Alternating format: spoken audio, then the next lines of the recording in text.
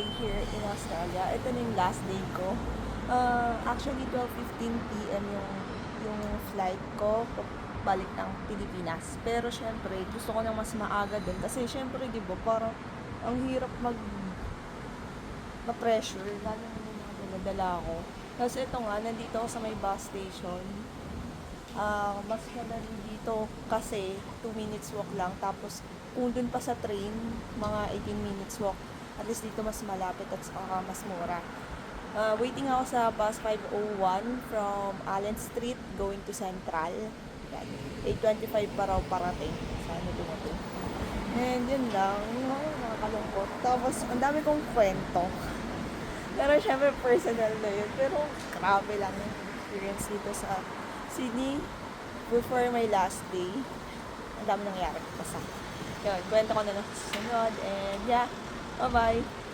So, andito na ako sa Central Station. Nasang sasakyan ko dito is platform 23. Grabe. Ayun, so okay rin siya.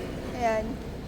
Okay rin yung bus. Tapos kasi mas malapit. Tapos lakad na lang kayo, 5 minutes dito sa Central Station. So, andito na ako sa airport. Nakapag-check-in baggage na ako, tapos na.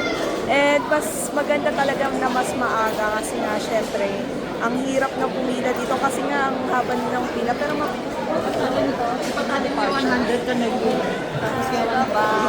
Bye-bye Sydney, bye-bye memories, and yeah, bye-bye.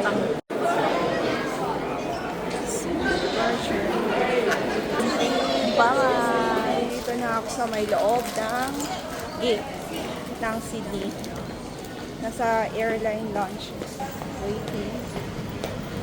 Mga 10:15 pa siya. Eh, mga 11:30 yung boarding.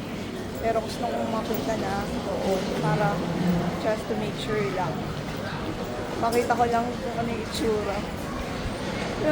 Be sure lang na sa gate 56 is Cebu Pacific kasi mahirap na hindi pala yung Cebu Pacific eh. Ang layo ng lalakarin lang. Diba? Ayun, 51 pa lang. 51. Basta 51 yun, tapos 53 doon. At more pa yung lalakarin mo. So, mas maganda na, diba? Ayan na yung 56. Hinahanap ko yung 56 pero hindi ko mahanap. Pero katabi lang pala yung 50. Yan pala yun. Sige. So, andito na ako sa gate 56. Tapos, bumili na lang ako ng drinks. Eto. Ladies Farmers. Hindi ko na nakikita sa Pilipinas. So, binili ko. Waiting na lang. Maga pa. Kasi ang boarding is 11:30. Tapos, antay-antay na lang. Diba mas okay na mas maaga, at least hindi ka naghahabol. Alam mong Pilipino yung mga nandito kasi mukhang Pinoy. Saka alam mo nagtatanggal. Diba? Wala pa yung nakalagay na boarding sa Cebu Pacific. Wala na. Bye-bye. Bye-bye Sydney.